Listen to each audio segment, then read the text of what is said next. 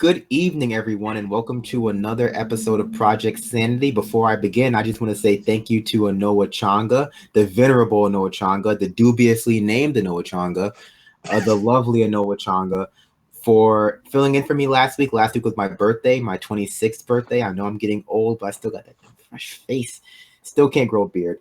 But we have a great show planned for you tonight. I'm back, and let's get started. It's gonna be packed. So joining me as always is my lovely producer, Richard Green. Say hello, Richard. Hello, Richard.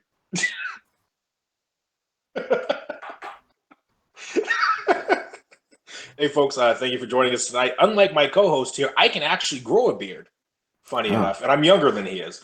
But I do want to give an extra shout out for Noah and just tell her thank you for coming on last week. And another special shout out to all the women of color out there watching the show tonight. I just really want to make sure that somebody tells y'all make the world go around. You guys are awesome. I love and respect all of you more than I can put into words. But yeah, it's going to be a great show. Wow. Anyway. Shut up, Brandon.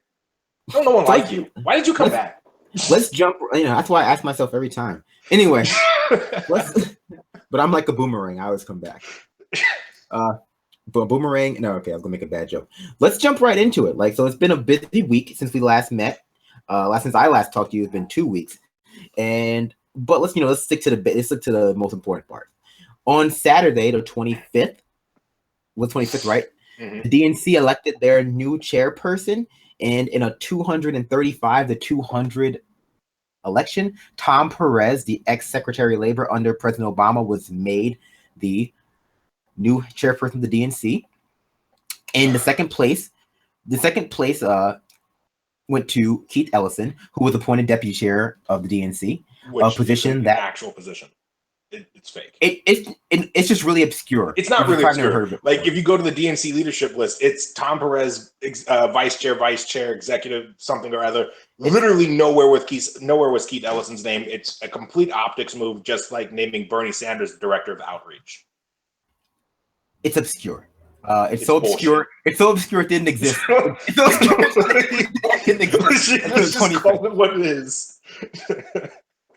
But yeah, let's break this down, right? So initially, Keith Ellison was running, I would say, unopposed, right? He announced his candidacy on the Saturday right after the election. It was really close. It was close. It was relatively close to the election. But we know that he had been planning to run since months before. Initially, in those first few weeks, it was basically him versus Jamie Harrison, the DNC party state chair from South Carolina, an ex-Podesta lobbyist, and Howard Dean, the 50-state strategy. Like you can't do it without doing it. Ex-progressive. Now healthcare industry lobbyist, but don't tell him, but don't call him that because he's like, I'm not a lobbyist, I'm just a consultant. Yeah, we know. They were basically, it was him versus basically those two, and it seemed like he had it unlocked. He was able to pull up endorsements from a broad spectrum of the left, from Chuck Schumer and Harry Reid to Bernie Sanders and Representative John Lewis, grassroots organizations, AFL-CIO or unions. There was a letter written by 200 millennial groups supporting his candidacy. I don't know if DeRay supported him the way he supports McDonald's and Verizon and rainbow-colored Doritos, but I'm assuming he probably didn't because he supported Perez actually. So I do know that was a joke. Really? But I know the answer. He did support Perez because DeRay McKesson is an establishment shill. Yeah, that's fair. That's fair. And he violates FCC standards constantly on Twitter by advertising and promoting products without disclosing he's a paid sponsor.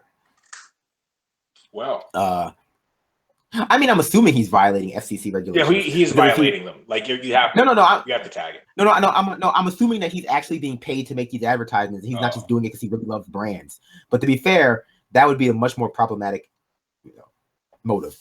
I say as I'm about to take a drink out of a green bottle. So yeah, I'm just running through this. I'm just running through the events as they occurred, right? So in early December, there was a smear campaign started against Keith Ellison, spearheaded by Haim Saban, who was referring to the fact that Keith Ellison is, he's pro-Palestinian rights. He's anti-Israeli. occupation of the West Bank. He's anti-illegal settlements in the West Bank. He has been vocal about this for a very long time, since his time in law school. And that sort of started this snowball effect of this, let's be honest, frankly, anti-Muslim, Islamophobic, racist smear campaign against Keith Ellison. So I mean, we can keep going, with this sort of timeline. But so let's everyone jump in, sort of initial thoughts through. So here's what I've been here's what I've been telling people since this whole conversation came about, when it was starting to look like, well, Perez might win. Being that Democratic circles are so incredibly small, most of us that have, well, I don't consider myself a Democrat at this moment, just because I'm kind of mulling over my membership of the party. But because Democratic circles are so small, I had the opportunity to sit down with some of the now ranking members of the party here in Washington State, and I told them flat out, because I was informed they were going to have a meeting with Tom Perez, that, hey, if he's elected, you can expect a mass exodus of Black people from the Democratic Party, period, full stop. And here's the reason why. Tom Perez is literally the physical embodiment of everything we've ever said negative about the DNC, as Black people. He's Bernie Sanders. He's the one who said he's the candidate of white people, literally erasing the work and the message and the effort of millions of people of color nationwide who went out and worked so incredibly hard to get Bernie Sanders elected. He's all over from the Obama campaign. And so let's be real. And here's my favorite thing about this. Whenever I say Black people are going to leave the Democratic Party, white people are the ones who tell me that we're not going to leave. I'm telling you, as a Black person, heads up, we don't all like Obama. There's a huge issue with Obama in the community. And so Tom Perez being a holdover, being his labor secretary, when the unemployment rate among Black men right now is almost 9%. Let's break these things down. Let's be real. Let's be fair to Tom Perez, right? So a lot of people wanted to treat this race between, so for those, Tom Perez was prompted to run by the White House administration, by Obama administration, by basically under what people assume to be the auspices that Obama wanted to make sure his legacy in the DNC would be for whatever reason. I mean, well, they did it. They did uphold it. They voted to not ban corporate money from the Democrats. So I mean, hey, there you go, Obama. So the issue with this is, like, Tom Perez is actually, by all accounts, he has been supportive of a lot of very progressive leaning legislation. He's pro $15 minimum wage. No, I'm just being, I'm not playing devil's advocate, but I am being fair to him. Like, he's pro. I'm not going to be fair. There's no need to be fair. Like, let's call it what it is. A duck is a duck, and Tom Perez is going to. He's the antithesis of what we're working for. He's literally the continuation of Hillary Clinton and Barack Obama. We are going to continue losing. I guess my point is. I think even more so personally, it's like symbolically. But go ahead, Brandon, make your point. My point is this: like, Tom Perez. And I will agree with you. Tom Perez, despite his progressive bona fides, despite his individual policy positions on the minimum wage, on being pro-labor, on all these other things, is still an establishment loyalist. He's still an Obama loyalist. He still believes in the DNC structure the way it exists, should still exist this way into the future, despite their record failures. He has no interest in changing anything about the DNC in any measurable way. And so when he says these things, he really is, and I know a lot of people sort of wanted to make this like, well, there's not that big of a difference between Tom Perez and Keith Ellison. There actually was. There was a world of difference, and that world of difference is what Adair said so eloquently. Tom Perez seeks to keep the establishment in power. He wants to keep the DNC run by lobbyists, by consultants, by political bosses, by neoliberals, and Keith Ellison, despite his own problematic voting record on certain issues, wanted to empower the grassroots, and that was the one issue that made them so different. Tom Perez wants to utilize the grassroots, and Keith Ellison wanted to elevate them to elevate their voice to the position of power. Tom Perez was chosen specifically because he was a minority, and choosing a white progressive to run against Ellison would have been bad optics, and two, because of his individual positions on legislation, people would be confused as to thinking that he was in fact in favor of the grassroots in a way that he really is not. But go ahead. So here's, and I want to continue this real quick because this goes on to a conversation I was having on Facebook with another former national delegate, this one from Oregon, and just stating essentially what we've just been talking about. And the fact of the matter is, black people are going to leave the party because he's the antithesis of what the party should be. Because there's already a feeling in community, and when I say my community, I mean I'm going and talking to pastors. I'm going to the barber shops, the beauty shops, the playgrounds where people are playing basketball. I'm going and I'm actively involved in my community. So these are voices that I am hearing on a daily basis saying, what's the point?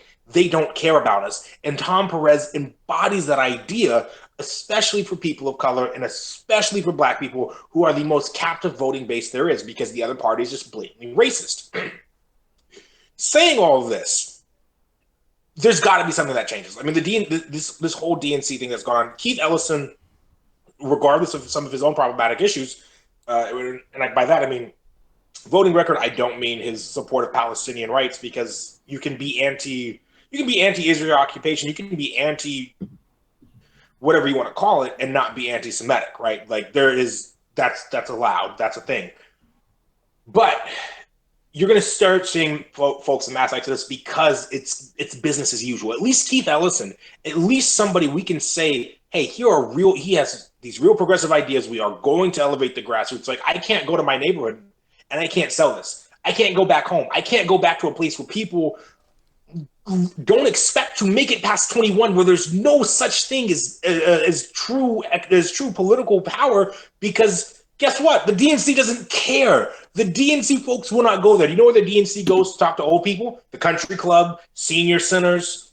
That's where they go. They don't go places where there are people of color, period. So if this Tom Perez thing is going to work, folks, I mean, we've got to do something different. We have young Democrats. Why not start a Young Democrats of Color organization? Why not start quickly? I want to like get in that? here, and I think hopefully later on, after we talk about the joint address, that I get to play a little clip or two from Shama Sawant's response to that, and I think it talks a little bit about what that new direction looks like and what I think a lot of people are feeling regarding the likelihood of finding any sort of unity under a Tom Perez figure. And Tom Perez, like you said already, basically embodies a lot of what not just millennials, but there's old hippies that were going to the to the Bernie rallies. I know when I went to some of the first Bernie meetings, it was 60-70% people over the age of 60. And so there's a lot of people that are fed up. And I think Ellison did everything they wanted. He jumped through all the hoops. He said all the things that they wanted him to say, avoided saying all the things they didn't want him to say. And they showed still, even if he's going to do basically exactly the same thing fundamentally as Tom Perez from the organizational standpoint, if that's what the case they were presenting, they still could not give up that symbolic victory for the progressive wing. And so if they're not going to give up that I think that finding unity in that is going to be a failed effort in general. But people call it symbolic, but it really wasn't symbolic, right? It was definitely. Well, I mean, the White House had to get involved. If they wouldn't have gotten involved if there wasn't more than symbology there. I think there was definitely some symbolism there, and I think I think you really nailed it. What you said, like Keith Ellison jumped through all the hoops, right? Keith Ellison, and I think people talk about how their rhetoric was so similar. What they discount was that their rhetoric wasn't always similar. When Keith Ellison came out of the gate, he was very critical of the campaign that Hillary Clinton ran. He was very critical of the low voter turnout. He was very critical about the boondoggle organization that the Democratic National Committee had set up. He was very critical of the fact that the party had become, as he put it, a consultantocracy, in that they had lost their roots with their ideological place as the People's Party. He was very critical of those things. He would tweet out articles about low voter turnout, what the cause for Clinton to lose.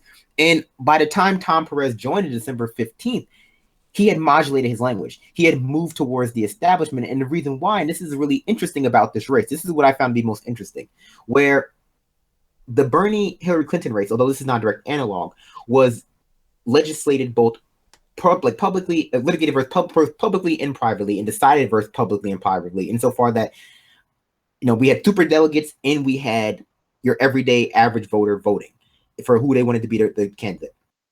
And Hillary Clinton was able to eke out due to a lot of reasons. But in here, what we had was something that was primarily rigging, whatever. Not whatever, but the point is this. But here we had something that was publicly aired. We had an election that was publicly aired, but privately decided. And so it became very clear in the ways that both, Keith Ellison and Tom Perez had to modulate his language when he admitted that the race was rigged. A lot of people had to pull back critiques of the Democratic Party. And the funny thing becomes, it's like, it illustrates something very, very problematic, in that you simply cannot talk to the Democratic Party's establishment and their base at the same time and not alienate one or the other. There is such an ideological schism between the establishment and the base. Part of that schism is that the establishment doesn't want the base to be empowered, but it exists so that if you try to talk to one, you will alienate the other. And so when Keith Ellison began trying to talk to the base in the beginning, it alienated the establishment. It alienated, and that is one of the reasons why Tom Perez had to get involved, because Keith Ellison was alienating the establishment. But I will say this, insofar that it was symbolic, people want to treat, people pretend people say Tom Perez, Keith Ellison was a relitigation of the Democratic primary. And I would make this claim. Keith Ellison, as a Bernie Sanders supporter, such a vocal one, running at all, was a relitigation of the Democratic primary, apart from anyone else running, because Keith Ellison was always running to change the establishment. He was always running against the establishment. The establishment just lacked a player who could compete with Keith Ellison, who they found in Tom Perez, who was carefully chosen because he could compete with Keith Ellison. But I will say this about that, and I'll let you go. I've been talking for a while. Keith Ellison, insofar that he was symbolic of anything, he was symbolic of a critique of what occurred not only during the primary, but like he said, this America wasn't lost in one election; it was lost in 1,000 elections, over the course of 8 years. He was a critique of the democratic system as it existed for the past 8 years under Obama, and there was nothing he could do rhetorically. There were no hoops he could jump through rhetorically or symbolically to remove the fact that his candidacy at all was a critique by the progressive wing, by the populist wing of the Democratic Party, of the establishment. Go ahead. Sorry. No, you're fine. I think, at least for me, and here's a little bit of insider baseball that again, Democratic circles are really, really small. I managed to find this out. So my delegation, Washington State, our reorganization happened in, I want to say, late January, right? But all of the voting members, save for 3 or 4, I believe, were put in place by the previous Democratic administration here in Washington State. So that was Jackson Ravens and all of those folks. Jackson, who I've spoken glowingly of before, just because he did work with us in Philly, was the typical establishment Dem. And so was literally every member of that. Well, I shouldn't say literally every. I should say almost every member of that organization at the time was that establishment Dem. So a lot of states, it wasn't even a lot of us that have had to reorg, and most haven't actually, that were sending people to vote, weren't sending people that were going to vote for Ellison anyway. Most of these people would never have voted for Ellison because he represented exactly what Brandon just said, the rehashing of Bernie versus Hillary, that critique against what they've been doing. And they are so dead set in their ideology that they refuse to accept, well, maybe we've done things wrong. Maybe we've alienated the very people we claim to care about. And I continue to see this played over and over and over and over and over and over and over by all of these establishment and Democratic apologists. You keep saying, well, if we're going to be the party of inclusiveness, we need to cast a wide tent. Well, you're casting your tent wide, but you're casting it to the right. How about for once to stop and actually recognize who your base is? Recognize the people that have kept you in power, have kept you fed, have kept you doing what it is that you want to do, even though you damn well don't deserve it, and start casting that net to the left. Start getting people active. Start going and go to these poor neighborhoods. Go to rural white America. Go to the hood. Go to the hood, Democrats. Go to rural white America and listen to what people actually have to say. But because that's what Keith Ellison would have done, because Keith Ellison would have listened to the party, not to the party, but to the people, it became unattainable for them. It became this idea that Keith Ellison stands for everything the Democrats don't. Period. The Democrats are not a party of integrity anymore. They're not a party of inclusivity. They're a party of lobbyists and mega donors. They are a party of rich people. They are, and I've said this before, Democrats running today largely would have been Reagan Republicans. Period. Like, that's just how it ends up going. And so there needs to be this ravenous militant left group that comes out. We've got to start doing things because we're not going to change the party. And frankly, at this point, I'm really having a hard time considering myself a Dem. In all honesty, I'm considering joining Socialist Alternative and running as a socialist, as that's where my personal political ideologies lie much closer to. But I mean, it's ridiculous. And here's my last statement on this, because I know I've been talking for a while too. It's fine. It's absolutely fine. Is when Tom Perez was is a token person of color who has white passing privilege. Tom Perez can walk into the room, and when I first saw the dude, I was like, "Oh yeah, that's just another white dude. Just another white dude. Just another white."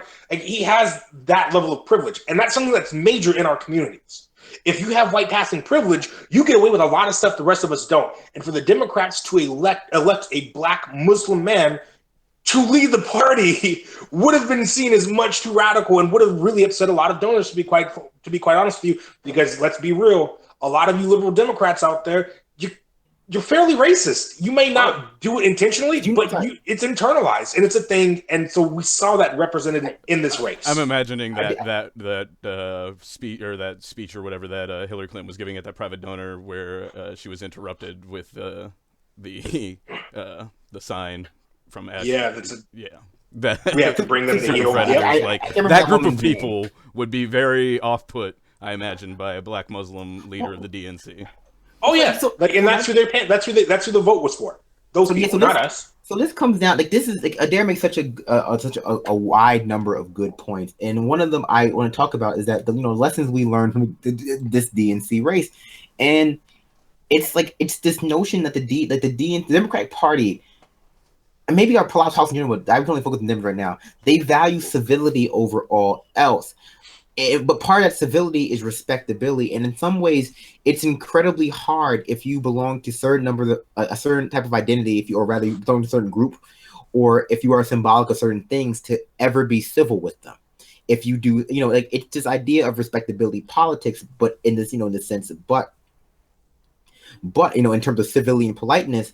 But what they don't tell you is just effectively politics. There are certain inherent things about yourself that you could never change that will always be viewed as uncivil, right? So that for that woman at the Hillary Clinton event was a good example. It's she's being rude. She's being rude the way she interrupted Hillary Clinton. She's being rude for the fact that she was just, we just want her to speak so rude. It's so rude for you to bring it up. But the reality is that's that's just using the tactic to dispel the message. But that message itself within the Democratic Party is a rude message. And so go back to what Rich was saying, he jumped through all those hoops. Yes. And one of those hoops is that the Democratic Party requires you to stay silent on a lot of their problems, to be a member, to be united. That's one of the costs of unity with them. You have to be silent on and refuse to acknowledge any problem it's not pre-approved. If they haven't pre-approved it as a problem, and the Democratic Party in a lot of ways like that, what's your biggest weakness? Well, sometimes we care too much, and that's what we saw at the Joanne Reed Donna Brazil Future Forum, where they were like, we got a bit ironic, we got a bit cocky, and we thought that the blue wall would hold. Again, that's not an admission of fault. It's that doesn't even make any sense. How could the blue wall hold when all these places had been completely lost to red state and local races already, and unions have been busted up. All of these traditionally blue special interest groups have been broken up because you guys refused to pay attention to them for 8 years. But the question becomes what's the Democratic Party about? And because and so I know that Adair always makes fun of me because I'm a social scientist, but this is the question that I'm uniquely capable of answering, because it has to do with social, group ideology and social identity theory. Insofar that if you ask any representative of a group, if you ask the Democratic Party what they're about, they'll give you this whole list of things. We're about the people and minorities and oppressed people and economic equality, but everything, all that shit that they're saying is meaningless. You can never ask someone what they care about. You can never ask someone to be, some people might be truthful, but it's always more expedient to look at their actions. And when it comes down to a group and determining what a group cares about, the actions that really matter are who they welcome in, whose voices they elevate, and whose voices they don't elevate, and who they kick out. And with this race, what we saw is that the Democratic Party post-election has been incredibly welcoming of establishment failures. They've been incredibly welcoming of people who have cheated and have failed, as long as they've failed and cheated in the name of the establishment. And they are still attempting to silence those who were pointing out their flaws during the race and point out their flaws before the race. And it leads us to this question with what the Democratic Party's ideology. The Democratic Party's ideology is conservatism. You know how I know? Because they're always trying to attract conservatives. They're always elevating conservatives. They're always electing Nancy Pelosi, Chuck Schumer. They're always hiring David Brock. Like, this is their ideology, because this is the people who they bring into the party and who they elevate.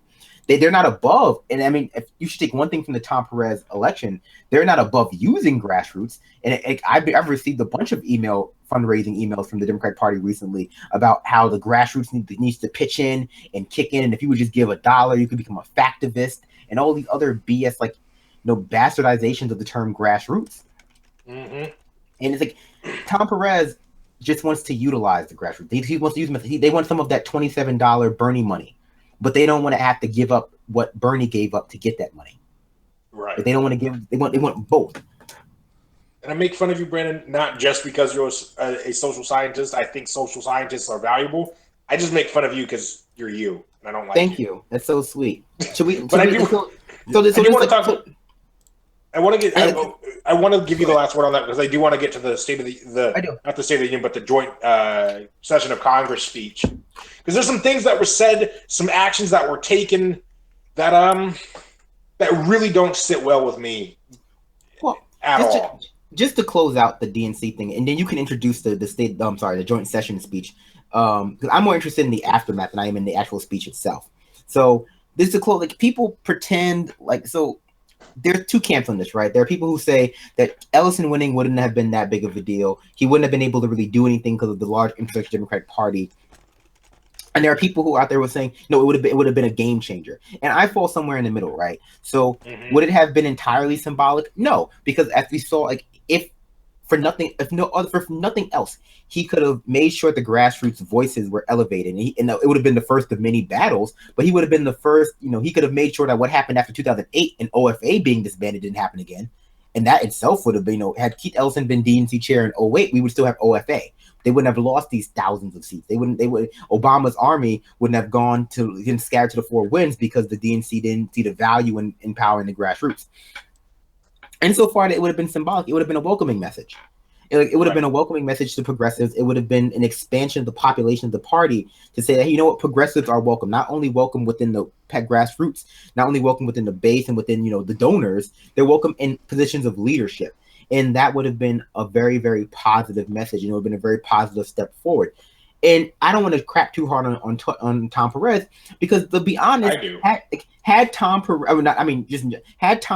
decided to run organically, had he just said, hey, rather, if Keith Ellison had been running and Tom Perez was anything less than an establishment loyalist, he wouldn't have run, because why would you just run and Keith Ellison wants the job? Okay, he's going to do something I'm going to do. But had Keith Ellison not run and had Tom Perez decided to run, he would have been a step in the right direction too.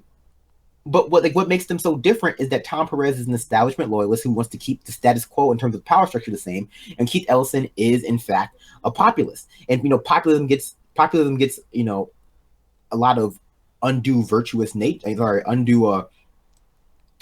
people ascribe a lot more value to populism than it really merits. But in this case, in the case of the Democratic Party, populism was the exact solution to the problem, while unity is not the solution to the problem. Adair, why don't you introduce us to what happened at the joint sessions? I only saw 5 minutes of it because I didn't even watch it. I refuse to watch anything that has that Dorito dusted turd in it. I refuse. I'm not going to do it. But I did catch up on some aftermath. Oh, sorry, some things fell. I did catch up on the aftermath of things, and there's one thing that really sticks out and bothers me, and that was by Mr. Cheeto Turd, and the other was actually by some of the members of the House and Senate. And I'll start there because I think that's something that needs to be discussed. White women. Your suffragette movement of the 1920s did not include Black women, Native women, Latinx women, Asian women. It was exclusively for you. Susan B. Anthony, whatever her name is, was a racist. She didn't like Black people. Stop. No one likes Black people, Adair. Full stop. if we're gonna demonize everyone doesn't like black people, we're gonna be demonizing a lot of people. She was a literal racist who actively worked against black people being able to vote. And so the reason why I bring that up is because members of the House, women from the House and Senate, did in fact like, we're going to wear white for suffragettes. You're going to wear white for white women. Just call it what it is. So I was being churlish earlier. I did watch the joint session. I do know like the big takeaways were Gestapo. The immigrant crime task force? Yeah, he established. That was my next point. So the Gestapo thing that he established. The next big thing was him touting with bringing the dead wife. No, I'm sorry, dead wife. No, that would have been bringing the wife of the dead Navy SEAL who died in the Yemen raid on stage and having her cry in front of a group full of people, which seems incredibly tacky. I just want to say, it's propaganda. 30 people died. It's also tacky. 30 people died in that. 10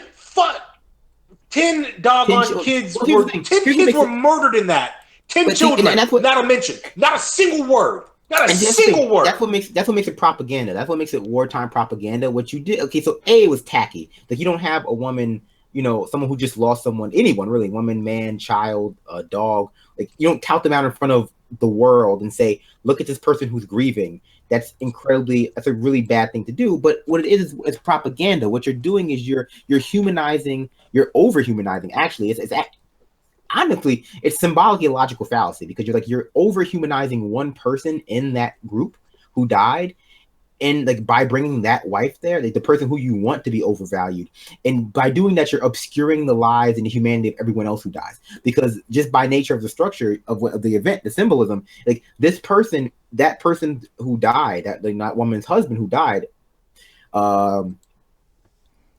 he's so much more important. He's look at everyone who died in that raid left someone behind. The 10 children who were killed, everyone left someone behind. But only one person's family members were allowed to be humanized. The only one person was humanized or rather personalized is the word, by having their family members there. And that's classic propaganda. That's classic wartime propaganda. It's a classic dehumanization technique. And honestly, it's like I can understand people would feel bad for me. It's not her fault, right? Obviously, it's not her fault. She's grieving, but she's being used as a prop to dehumanize and devalue the lives of everyone else who died, specifically the lives of those who died in the raid, who were not guilty of anything other than just being there. I mean, you want to get in here, Rich? Say something? No, I'm good back here. I will take a few moments once we get to some of the responses a little bit. So leave me a good 5 minutes towards the end. Of course. All right. Of course. I mean, this whole situation has got me bothered, and I actually want to pivot real quick to his Gestapo moment, and just kind of talk about this idea. Like, yeah, we're gonna have a task force. We're gonna report all the crimes committed by illegal immigrants. You know how much more likely you are to be killed by a deranged white Republican male in this country than anybody else? I mean, you want to do something like that. Let's start talking about what Republican white males and the vast number of murders these fools have committed. You are. But see, infinitely more likely to be killed by one of them. I refuse to even succumb or stoop to that level of trying to make comparisons. Like, well, if we're going to problematize this group for X, this even more problematic group should be also stereotyped. I mean, that's just. I'm not going to. This is not to stereotype anybody. This is to say. I mean, it's a fact. It's absolutely a fact. Like you're coming out and you're taking. What he's doing is he's demonizing a particular group, and he's using faulty numbers. He's using faulty logic. He's using garbage to justify racism. When the real problem in this country is not immigrants, it's white men with firearms. Racism was founded by science, and there will always be science out there, or statistics, or something that is science adjacent that can be bastardized to justify racism. They can know racism, like science. There was science invented to be like racism was invented by science. Well, racism was invented by philosophy, but racism was invented by science. Science. White supremacy was invented by science. So the idea of people are using faulty numbers or faulty science or faulty statistics to justify racism still doesn't surprise me, because some people are still stuck in 1800s in general. But like, one of the things that I took from this speech is how woefully prepared the resistance, both the Democrats and the media, are to actually resist. Insofar that I'm not even sure, and it's something that I thought even before he got to this point, right? If they even know what they're resisting. I don't even think that the Democrats and the Democrats and the media know what about Trump they don't like. And see, like, and so that's the point. That's the problem here. We have people who are like, they're claiming they want to lead the resistance against Trump, but a lot of these people, they only don't like him because he's impolite. They only don't like him because he is uncouth in a lot of ways. They only don't like him. They have no real issue with his policy agenda. It might not be their policy agenda, but it doesn't really affect their lives. And so this is why I say to people, like, honestly, we have to unpack people's hatred of Trump. Like, I know why I don't like him. There are lots of legitimate reasons not to like him, but we have to really unpack people's hatred of Trump into three categories. Or rather, things Trump does that you can hate him for, into three categories. There are things that Trump does that are extreme ends of the system, right? There are things that he does that are just extreme ends or extreme manifestations of the system. Nothing he does is anomalous. Nothing he does comes out of nowhere. Nothing he does hasn't had the groundwork laid by the past 30 years of neoliberalism and neoconservatism.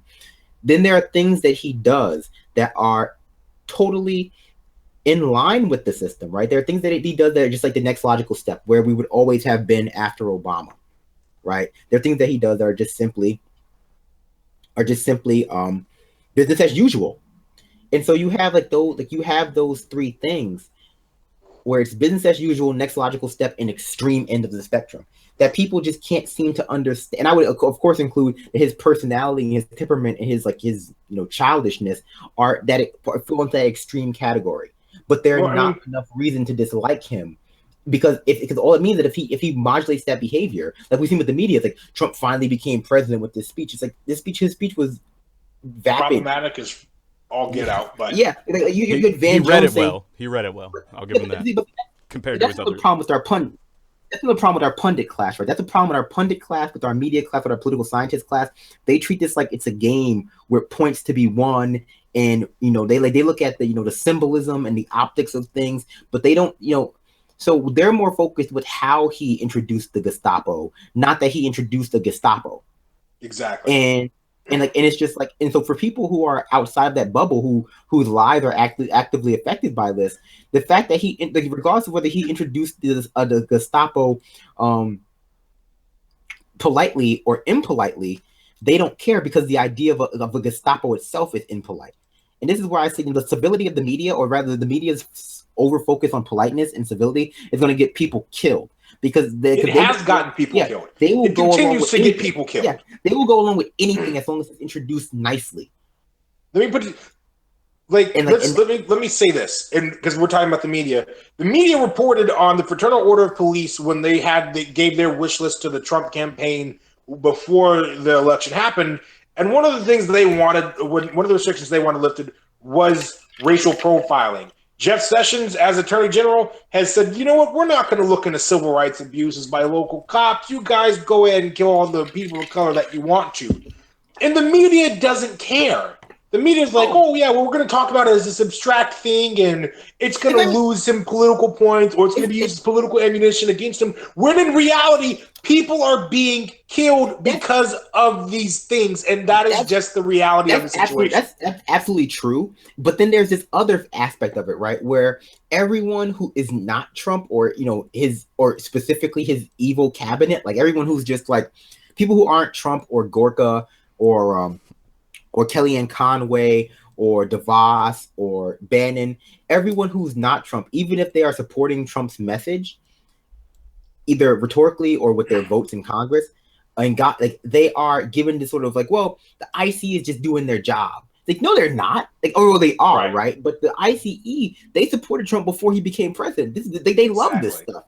It's like Border Patrol, they love this stuff. Like, that's why they're Border Patrol. No one just becomes ICE because I'm sorry that people do, but Like a lot of people who become ICE do it because they're racist, and so they're not just doing their job. It's just like, you know, the unfortunate reality. It's like some Nazis like being Nazis. A lot of Nazis like being Nazis. A lot of ICE people don't like Mexicans, and they supported Trump, and now they get to live like this is their dream job. Now they have overwhelming power. They get to conduct all these raids. They get to do everything. Like they're not just doing their job in some abstract way. Like, well, they're just going along with it.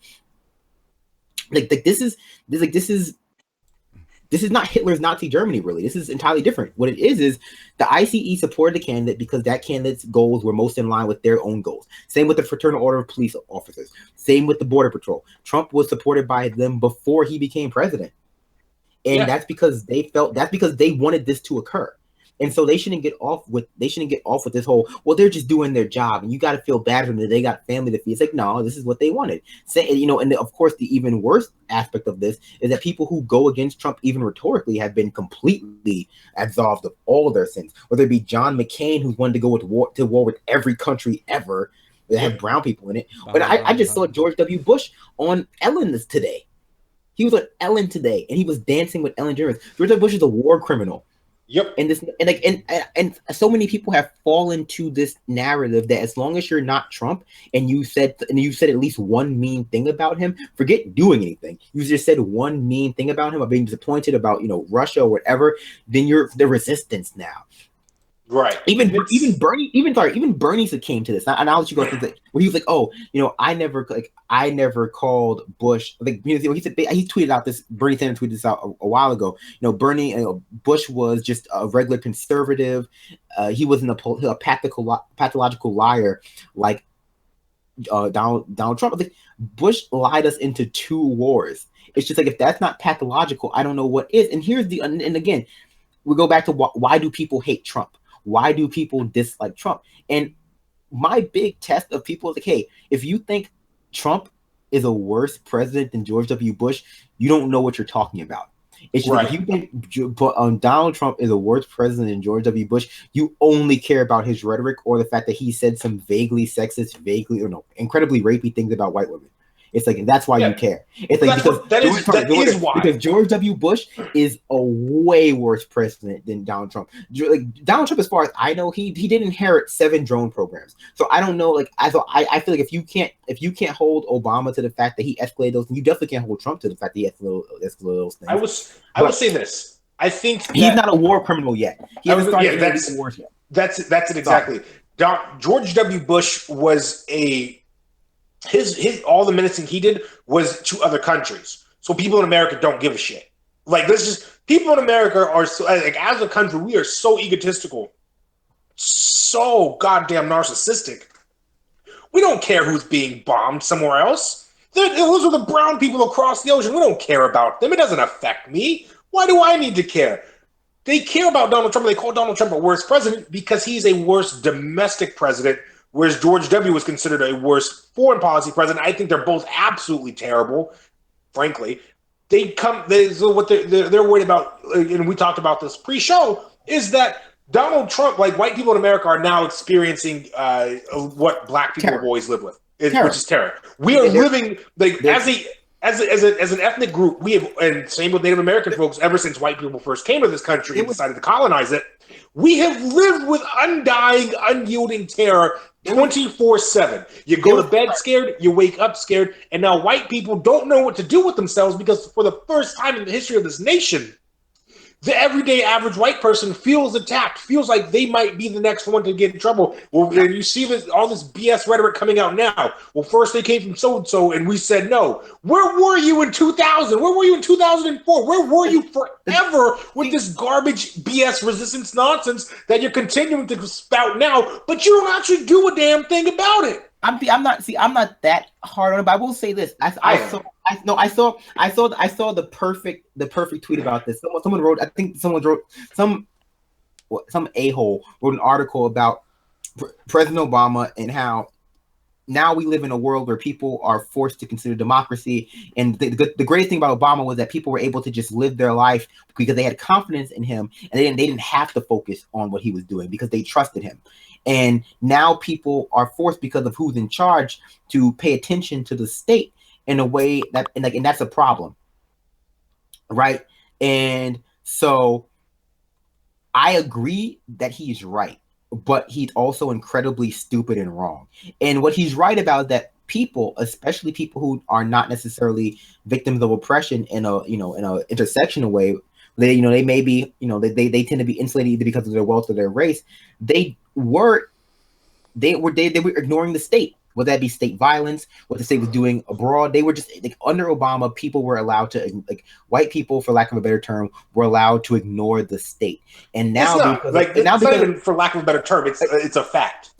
Yeah, and so, I mean, when you finish, I want to get this clip in and then talk about it briefly, and then we'll close out with a few minutes left. Well, I'll just finish right now. So there is this definite feeling of a lot of people who have just woken up that they don't actually, it's like waking up out of the matrix, and you realize, well, out of the matrix sucks, and it's like I would much rather go back to living in the matrix, because the matrix, despite being fake, despite me not being aware of my actual surroundings, was much more comfortable. And so people were much more uncomfortable under Obama. Not that Trump is not doing radical things that are awful, but people were so much more comfortable because they didn't have to pay attention to the state. Black people did because of for obvious reasons. The Americans did because of obvious reasons. So that's that terror, right? This hyper vigilance about what the state is doing to you or might do to you, and also what it's might be doing to other people. And now you have a group of people out there who society says should not have to pay attention to the state. They should not have to lose it in terror, who are now forced to consider the state. And I remember, I'm sorry, just to close up real quick. Amanda Marcotte had a piece out there, like, keep a diary about the things changing around you, and you can know how authority. That's how we fight authoritarianism. And my response to that was just like, most people haven't been paying attention enough to society to know what has changed. Right. It's like because you like it's. So here's why I disagree with Adair. Adair, like, I don't want to demonize anyone who just woke up, who just awoke because of Trump. We all have our own moments. It's sad that it took so much, but whatever. We all have what wakes us up. But what I will say is that I'm also not going to pretend that it was reasonable for you to be asleep for so long, because it wasn't. So you can go ahead. And real quick, Richard, before you play the video, make sure that we can hear it too, please. What is the video? You guys won't be able to hear it, otherwise there'll be echo or anything. It's Sawant, and we're coming up on the end, so if you guys just want to go ahead and close out, I'll close out and use it as a moment of sanity and talk about it briefly beforehand. So, but then once it's done playing, we'll just be done. I'm done. Any closing words before I I'll. Yeah, go ahead. Closing words, and then I'll explain the video briefly. Thank you for joining. Thank you for joining us. Sorry for I'm a little bit rusty, but I'll be back in full fighting form next time I see you. Thank you again.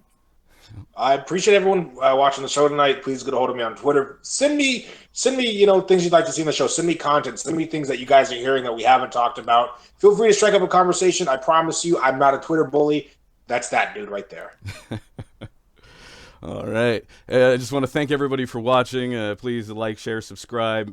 Check out projectsanity.org, where there you'll also find the full video of Councilmember Sawant's socialist response to Trump. But I just wanted to play a quick clip from it, talks a lot about many of the things that we were talking about this show. And for people looking for a new direction or somewhere else to go, there's some. I think Sawant is going to show to be a strong leader on that front. So here's just a little clip from talking about that, and hopefully next show or in the future shows we'll have more opportunity to talk. I know Benjamin's talking about getting some more socialists on his show as well. So I think the Progressive Army, you'll have a lot more information and opportunities to check that out. So with no further ado, I will go ahead and give you Councilmember Sawant. Tens of thousands of people, primarily young people, are joining socialist organizations like Socialist Alternative, but particularly the Democratic Socialists of America. We need to build this emerging socialist movement towards a new socialist party.